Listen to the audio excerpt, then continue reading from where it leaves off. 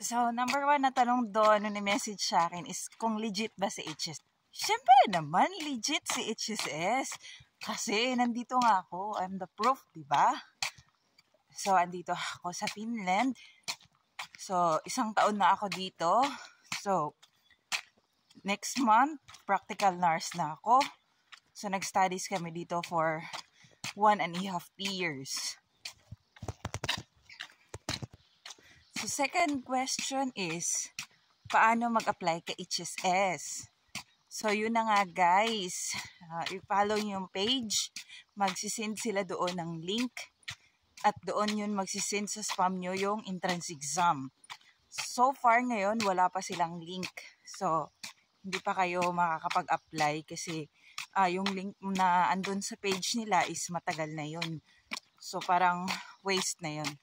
So, abang tayo this last week ng April for the next opening. So, gaano ba katagal ang pag-aaral ng language sa second country like Hong Kong, Macau, o Singapore? So, ang pag-aaral ng language guide, it takes like 1 year. Yan talaga yung kabuuan ng pag-aaral ng language mo kasi hindi siya ganun kadali. As in, duper mahirap siya. Mag-start ka sa basic, hanggang sa unti-unti ka makapagsalita, makabuo ng sentence, tapos makakaintindi ka doon sa teacher mo. So, it's not easy. It's a long journey. So, kailangan lang pagbutihan yung pag-aaral para makaabot hanggang sa dulo. So, next question is, magkano ba magagastos pa-process papunta ng Finland?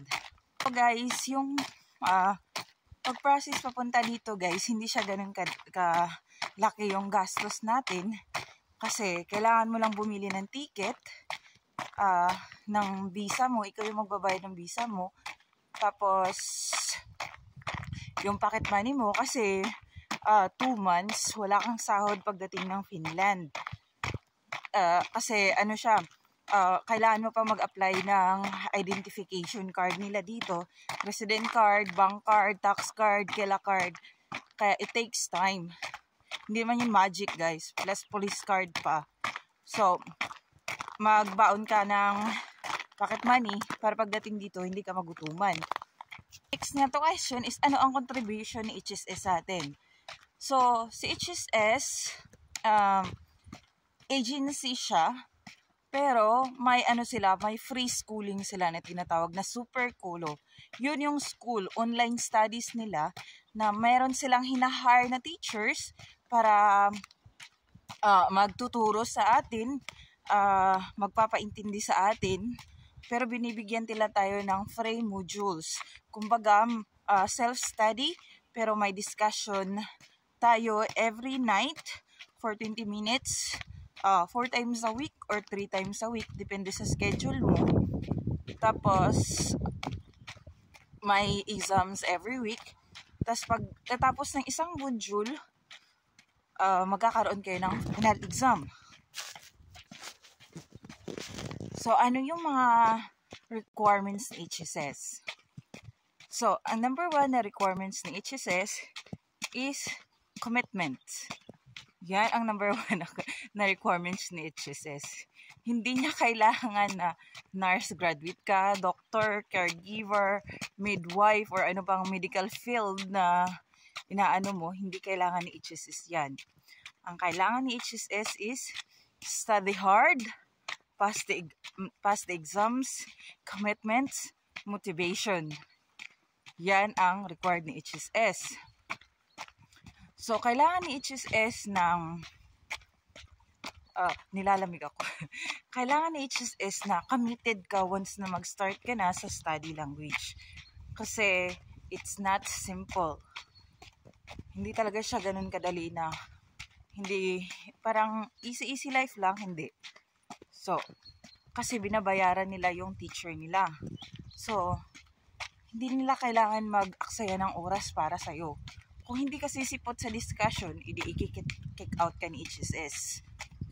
Kasi guys, ang tagal ng studies.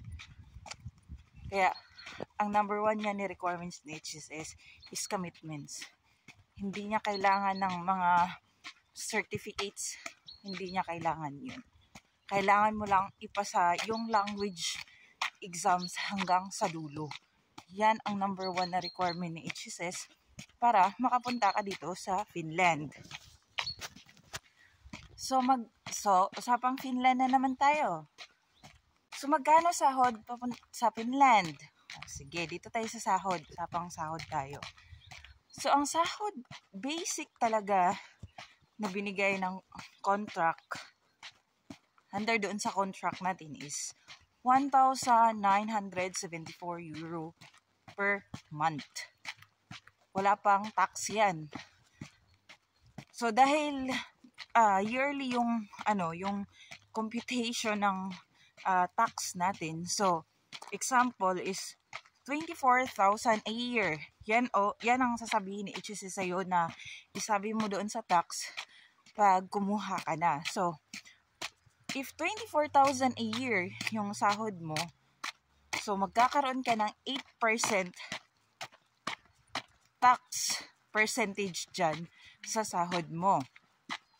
So yan, magdideduct ka, tapos yung pension mo, i-deduct din yan sa sahod mo automatically.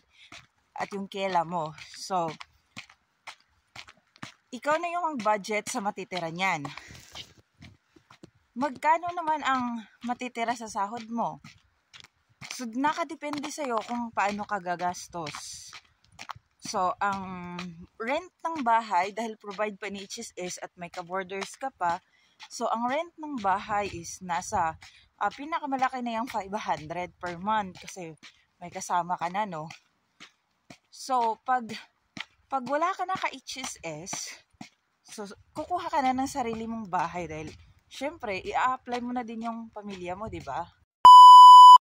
So, tapos na yung work namin. So, pauwi na ako.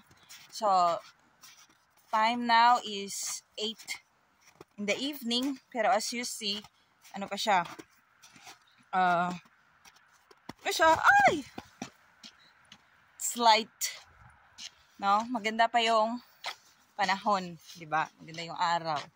Hindi gumagabi kasi papunta na ng spring. So guys, ang next question is, ano ba ang buhay sa Finland? So pagdating nyo ng Finland guys, ano na siya dito? Magkakaroon kayo ng training na 1 month. So si HSS ang mag-facilitate niyan from the company. Example, pareho sa amin, Mihi kami. So, nag-training kami doon sa Tampere. For 1 month yun. Tapos nakatira kami sa isang hostel na provided din ni HSS yung bayad. So, next question is, ano ang magiging work mo sa Finland? So, yun ang mga question nila. So, ang work mo dito sa Finland, guys, is hoiva abostaya yung una. Magiging helper ka na muna ng mga nurse, tsaka yung mga lahiwaytaya. So, yan ang magiging work mo dito. Hoiva abostaya ka muna. Baga tulong-tulong ka muna sa kanila. Tapos, after that, i-provide ni HSS through the company na mag-studies ng language nila. Likewise, mag-aaral kayo ng lahihoytaya. Yun na yung modules for practical nursing. It takes like 1.5 year din yun para dito. Plus language. Tapos, meron din kayong mga deadlines for sa assignments. May mga major subjects din kayo. So, ano yung oras ng trabaho? So, yung trabaho dito guys is 8 hours lang talaga every day. So, magkakaroon kayo ng 3 shift sa kada araw. Example is like morning shift. So, sa amin, nag-start kami ng alas 7, matatapos kami ng 2:30. Or sometimes, alas 3. So, yung second shift is afternoon shift. Yung mag-start kami ng 12, matatapos kami ng 8. Ang pangatlong shift is yung night shift. So, mag-start yun ng alas 9 ng gabi, matatapos yan ng alas 7 ng umaga. So, minsan, nagkakaroon ng overtime yan kung sinasabi ng amo mo, yung boss mo, yung pomo nyo doon sa kutinyo na mag-double shift ka, or minsan, mag-overtime ka ng 1 oras, 2 oras, 3 oras. So, magkano na ang per hour dito sa pagtatrabaho? So, ang per hour dito guys is 12.44 euro per hour. Sa amin yan bilang Lahi Hoy Taya. So, 12.44 i-times mo yan sa oras na pinagtrabahuan mo. Yun ang magiging sahod mo. Pero may mga additional pa yan guys. Example, pag nag-night shift ka, may additional yan na 30%, tapos Sabado, may 15%, tapos pag Sunday is 100% ata yung sahod mo. Kasi may additional yan eh. Tapos pag yung may mga public holidays, magiging magiging doble. O magiging doble yung bayad niyan sa iyo. So, magkano ang gagastusin pag andito ka na sa Finland? So, ito na naman tayo guys, sa gastos na naman tayo. So, kung ang bahay mo, nakadepende yan sa bahay mo. So, example, kung nakasahod ka ng 2,000, i-minus mo dyan yung percentage ng tax, plus yung kukunin ni Kela, tapos yung kukunin sa pension mo, i-minus dyan. So, tapos yung bahay mo, babayaran mo, example, yung bahay mo 600, 500, or 700, tapos yung allowance mo, pamasahe mo, internet mo, at tubig mo. So, ikaw na ang bahala doon sa pag-budget ng sahod mo kasi nakadepende yan kasi kung magkanong oras, ilang oras yung tinarbaho mo, tapos magkano ang income mo. Hindi naman kasi pare-pareho dito. May malaki ang sahod, may maliit ang sahod.